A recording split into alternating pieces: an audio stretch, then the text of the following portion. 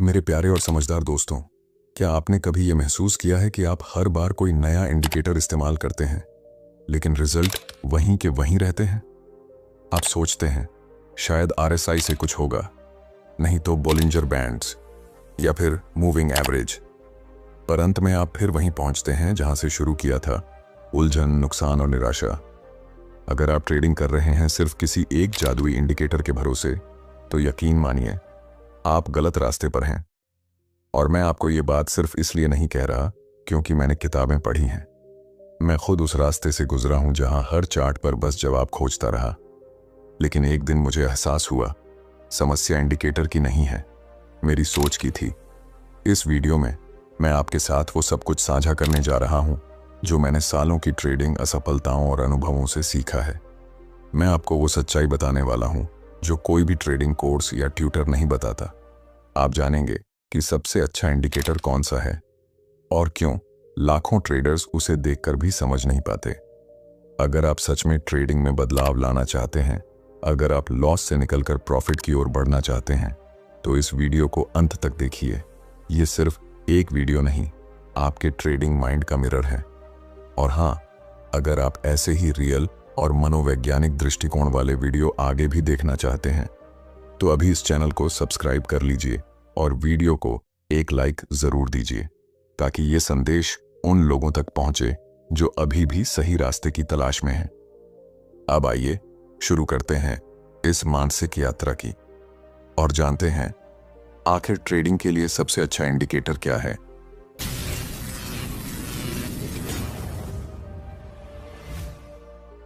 जब मैंने ट्रेडिंग शुरू की, तब मैं भी आप ही की तरह हर रोज कुछ नया खोजता था। कोई ऐसा इंडिकेटर जो मुझे हर बार सही बता दे कि एंट्री कहां लेनी है और एग्जिट कब करनी है। मुझे लगता था शायद आरएसआई मेरी मुश्किलों का हल है। फिर लगा कि एमएसीडी ही मेरी सफलता की चाबी है। कभी ईएमए को देखता तो कभी स्टोकेस्टिक ऑसिलेटर को। हर दिन एक नया सेटअप, हर बार एक नई उम्मीद। और जब वो उम्मीदें टूटती तो मैं सोचता शायद इंडिकेटर सही नहीं था, शायद कोई और स्ट्रैटेजी अपनानी चाहिए। लेकिन सच कहूं, असल में मैं खुद से भाग रहा था। ट्रेडिंग की शुरुआत में सबसे बड़ा भ्रम यही होता है कि बाहर कोई एक परफेक्ट टूल है जो हर स्थिति में हमें जीत दिला देगा। लेकिन मैं आपको आज एक सच्चाई बताना चाहता हूं, इंडिकेटर कोई जादुई यंत्र नहीं है। वो सिर्फ एक रिफ्लेक्शन है, एक आईना है। और अगर आईने में जो चेहरा है वही अस्थिर हो, तो आपको उसमें कभी साफ तस्वीर नहीं दिखाई देगी। बहुत से लोग मुझसे पूछते हैं, आप कौन से इंडिकेटर यूज करते हैं? और मेरा जवाब उन्हें चौंका देता है, क्योंकि मेरी तलाश अब इंडिकेटर पर खत्म नहीं होती। मेरी तलाश अब अपने रिएक्शन पर, अपनी मानसिक स्थिति पर टिक गई है। मैंने देखा है, आप आरएसआई को देखेंगे और सोचेंगे अब बिकवाली करनी चाहिए, लेकिन फिर भी मार्केट और ऊपर चला जाता है। आप एमएसीडी का क्रॉसओवर देखेंगे और तुरंत एंट्री लेंगे, लेकिन अगली कैंडल आपकी दिशा के उलट खुल जाती है। तब आप कहते हैं ये इंडिकेटर फेल हो गया। मगर नहीं, असफलता इंडिकेटर की नहीं है, असफलता हमारी समझ की है। अगर आप भी इसी दौर से गुजर रहे हैं, जहां हर नई रणनीति कुछ दिन बाद खोखली लगती है, जहां हर इंडिकेटर अधूरा सा लगता है, तो मैं बस इतना कहूंगा, आप अकेले नहीं हैं। मैं भी वहीं से गुजरा हूं। फर्क सिर्फ इतना है कि मैंने रुककर सवाल पूछना शुरू किया, बाहर नहीं, अपने अंदर। क्योंकि असली यात्रा इंडिकेटर्स की नहीं है, असली यात्रा आपकी सोच की है। जब मैंने ये समझ लिया कि इंडिकेटर सिर्फ एक संकेत है, कोई जादू नहीं, तब मेरे सामने एक और बड़ा सवाल खड़ा हुआ, फिर भरोसा किस पर करूं? शुरू में मैं चार्ट्स में ही समाधान ढूंढता था। हर बार जब कोई ट्रेड गलत जाता, मैं सोचता शायद मैं कोई डेटा मिस कर रहा हूं, शायद मैंने टाइम फ्रेम सही नहीं चुना, या कोई हिडन सपोर्ट रेजिस्टेंस नहीं देखा। लेकिन सच ये है कि मैं अपनी सबसे बड़ी कमजोरी को अनदेखा कर रहा था, अपना मन। मैंने धीरे धीरे जाना कि ट्रेडिंग की असली लड़ाई चार्ट्स पर नहीं, दिमाग के अंदर होती है। बाहर जो दिखता है वो सिर्फ परिणाम है, लेकिन उस परिणाम को कौन आकार देता है? वो सोच, वो विश्वास, वो डर जो आपके अंदर चल रहा होता है। आप आरएसआई देखेंगे और लगेगा ओवरबॉट है, अब नीचे जाएगा। लेकिन आपका मन आपको कहता है इस बार नहीं बेचूंगा, पिछली बार जल्दी कर दी थी। और आप रुक जाते हैं, फिर जब मार्केट सच में गिरता है तब पछतावा होता है।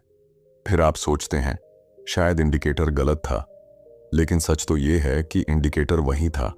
आपके भीतर जो आवाज थी वही डगमगा गई थी। ट्रेडिंग में सफल होने के लिए सबसे पहले जरूरी है कि आप अपनी मानसिक स्थिति को समझें। क्या आप डर के कारण कोई निर्णय ले रहे हैं? क्या आप लालच में आकर जल्दी एंट्री ले रहे हैं? क्या आप हर बार पिछली गलती को दोहराने के डर से अगली बार कुछ और गलती कर बैठते हैं? ये सवाल किसी चार्ट में नहीं मिलेंगे। ये जवाब आपको खुद से पूछने होंगे। मैंने खुद के साथ बैठना शुरू किया। मैंने देखा कि मैं क्यों जल्दी घबरा जाता हूं, क्यों मुझे जीत से ज्यादा हार का डर रहता है। और जैसे जैसे मैंने अपने मन को समझना शुरू किया, वैसे वैसे मैंने देखा कि इंडिकेटर वही हैं, लेकिन उनका मतलब अब बदल गया है। अब जब मैं RSI देखता हूं, मैं सिर्फ नंबर नहीं देखता, मैं खुद को देखता हूं, मेरी प्रतिक्रिया, मेरी सोच, मेरी भावना, और वहीं से मेरी असली रणनीति शुरू होती है। अगर आप ये सोच रहे हैं कि मार्केट आपको बार बार हरा देता है, तो एक बार अपने भीतर झांकिए। शायद समस्या इंडिकेटर की नहीं, आपकी प्रतिक्रिया की है।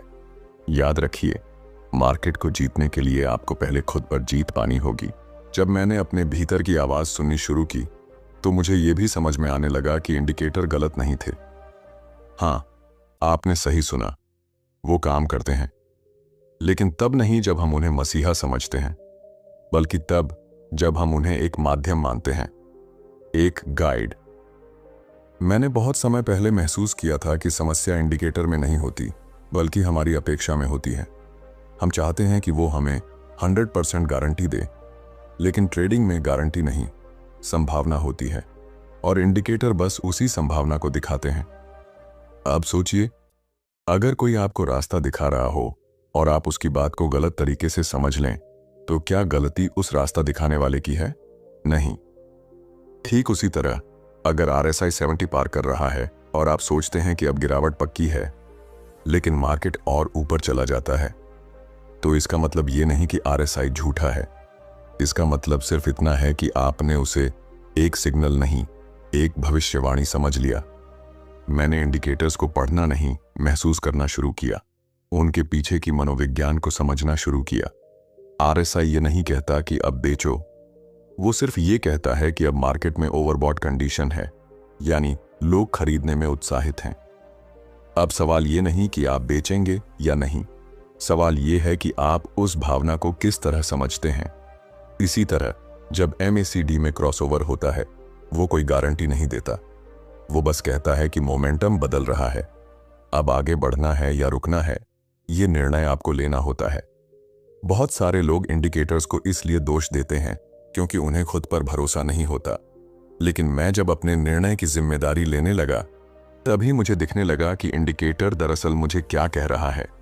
और सबसे जरूरी बात, मैंने सीखा कि एक ही इंडिकेटर हर किसी के लिए अलग बोलता है, क्योंकि हम सबकी सोच, अनुभव और इमोशंस अलग होते हैं।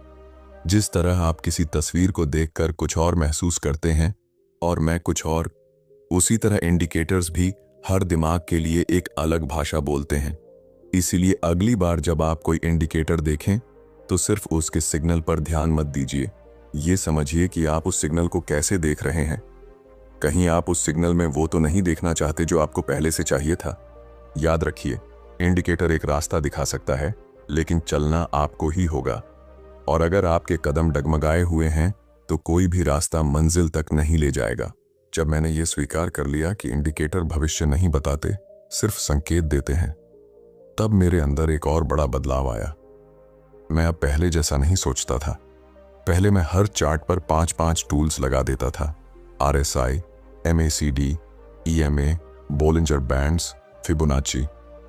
ऐसा लगता था जितना ज्यादा लगाऊंगा उतना क्लियर होगा। लेकिन अब मैंने उलटा करना शुरू किया। मैंने सब कुछ हटाया, बस 1-2 इंडिकेटर्स रखे और उन्हें इतना गहराई से पढ़ना शुरू किया कि उनके हर मूवमेंट के पीछे की सोच समझने लगा।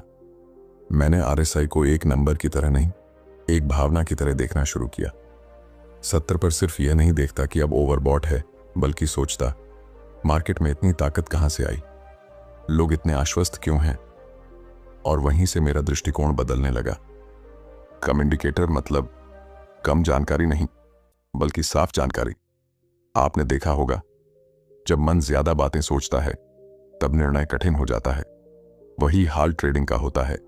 जब स्क्रीन पर 10 अलग अलग सिग्नल एक दूसरे से टकरा रहे होते हैं तो आप ना निर्णय ले पाते हैं, ना शांत रह पाते हैं।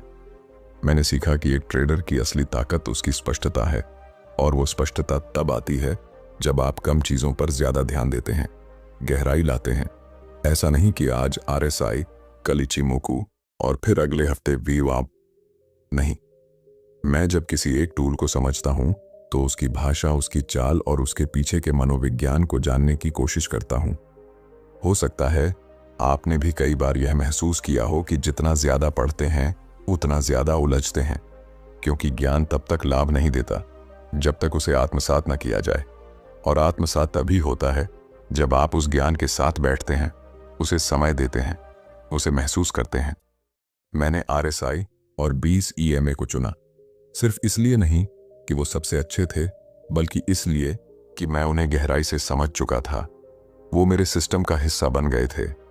अब मुझे हर बार उनके साथ संघर्ष नहीं करना पड़ता, क्योंकि मैं जानता हूं कि वो कैसे बर्ताव करते हैं, और उससे भी ज्यादा मैं खुद अपने निर्णयों की प्रक्रिया को समझता हूं। अगर आप हर बार नए इंडिकेटर्स की तलाश में हैं तो रुकिए, गहराई पर काम कीजिए। किसी एक चीज को इतना जानिए कि वो आपके सोचने से पहले ही आपको संकेत देने लगे। याद रखिए, स्पष्टता बाहर से नहीं आती, वो भीतर से आती है। और ट्रेडिंग में वही जीतता है जो शोर से नहीं, सन्नाटे से संवाद कर पाता है। मैंने जब RSI और EMA जैसे कुछ इंडिकेटर्स के साथ स्थिरता बनाई, जब उन्हें समझने लगा, तब भी हार होती थी। कभी कभी सब कुछ सही होता, सेटअप क्लियर होता, ट्रेंड सपोर्ट करता, सिग्नल एकदम वैसा ही होता जैसा मैंने सीखा था, फिर भी ट्रेड उल्टा चला जाता। वहीं पर मुझे एहसास हुआ कि इंडिकेटर्स के बाहर की दुनिया एक हद तक ही काम करती है। उसके बाद जो होता है वो सिर्फ आपके मन से संचालित होता है। मैंने खुद से पूछना शुरू किया, जब सब सही होते हुए भी मैं हारता हूं, तो क्या वाकई इंडिकेटर फेल हो गया, या मैं? कभी कभी हम जीतने के इतने भूखे हो जाते हैं कि हमें सिर्फ वही दिखता है जो हम देखना चाहते हैं। एक छोटे से पुल बैक को हम रिवर्सल समझ लेते हैं, एक झूठे ब्रेकआउट को हम अपॉर्चुनिटी मान लेते हैं, और जब मार्केट हमें उल्टा पकड़ लेता है तो हम कह देते हैं गलती इंडिकेटर की थी। लेकिन सच ये है कि उस समय जो सबसे बड़ा इंडिकेटर काम कर रहा था वो हमारी भावनाएं थीं, हमारा डर, हमारा लालच, हमारा पूर्वाग्रह।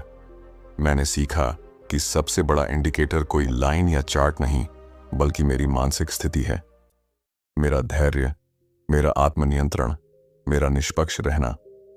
जब मैं शांत होता हूं तो मैं बाजार को देखता हूं जैसे वो है, लेकिन जब मैं घबराया होता हूं तो मैं सिर्फ वो देखता हूं जो मुझे डराता है।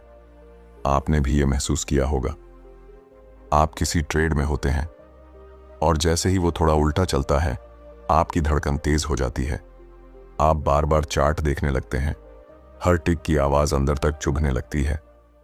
उस समय इंडिकेटर कुछ भी कहे, आप सुन ही नहीं पाते, क्योंकि मन का शोर ज्यादा तेज होता है। यही वो जगह है जहां ज्यादातर लोग हार मान लेते हैं, लेकिन वहीं से असली ट्रेडर की परीक्षा शुरू होती है। मैंने अपने अंदर एक नियम बनाया, मैं चार्ट पढ़ने से पहले खुद को पढ़ूंगा। अगर मैं अंदर से बेचैन हूं तो मैं ट्रेड नहीं लूंगा, क्योंकि जो मन खुद से नहीं जीत सकता वो मार्केट से कैसे जीतेगा। याद रखिए, बाजार कभी आपके खिलाफ नहीं होता, वो बस चलता है। लेकिन आपकी मानसिकता तय करती है कि आप उस प्रवाह के साथ बहेंगे या उसमें डूबेंगे। अगर आप सच में जानना चाहते हैं कि सबसे सटीक इंडिकेटर कौन सा है, तो आज से हर ट्रेड से पहले खुद से एक सवाल पूछिए, क्या मैं शांत हूं? क्या मैं तटस्थ हूं? क्या मैं निर्णय लेने के लिए तैयार हूं या सिर्फ रिएक्ट करने के लिए बैठा हूं? अगर आप इन सवालों के उत्तर ईमानदारी से दे पाए तो यकीन मानिए, कोई भी इंडिकेटर अब आपको भ्रमित नहीं करेगा। जब मैंने ये स्वीकार कर लिया कि मार्केट में असली इंडिकेटर मेरा मन है, तब मेरे अंदर एक स्थिरता आनी शुरू हुई। अब मैं चार्ट देखकर डरता नहीं था, इंडिकेटर को देखकर उलझता नहीं था, क्योंकि अब मुझे पता था कि सिग्नल चाहे जो भी हो, निर्णय हमेशा मुझसे ही निकलेगा। मैंने एक बात बहुत गहराई से समझी, ट्रेडिंग कोई युद्ध नहीं है जिसमें मार्केट आपका दुश्मन है। ये एक दर्पण है जो हर क्षण आपको आपके भीतर के विश्वास, डर, लालच और अनुशासन की झलक दिखा रहा होता है। आप जीतते हैं या हारते हैं, इसका निर्धारण बाहर की कोई लाइन या पैटर्न नहीं करता। उसे तय करता है आपका जवाब, आपका मानसिक संतुलन। आज भी मैं RSI देखता हूं, EMA देखता हूं, लेकिन मैं उन्हें तब तक नहीं सुनता जब तक मेरा मन शांत ना हो। अगर मैं बेचैन हूं, लालची हूं या बदले की भावना में हूं, तो मैं चार्ट बंद कर देता हूं, क्योंकि मैं जानता हूं उस क्षण मेरा सबसे बड़ा दुश्मन खुद मैं ही हूं। और जब मन शांत होता है तो वही इंडिकेटर जो पहले भ्रमित करता था अब बिल्कुल स्पष्ट दिखता है। उसी RSI में अब मैं प्रेशर की लहरें देखता हूं, उसी MACD में मैं प्रवृत्ति की चाल पकड़ पाता हूं, और EMA अब केवल एक मूविंग एवरेज नहीं, एक प्रवाह बन जाता है, जैसे नदी का बहाव, जो अगर आप समझ जाएं तो आप उसके साथ बह सकते हैं।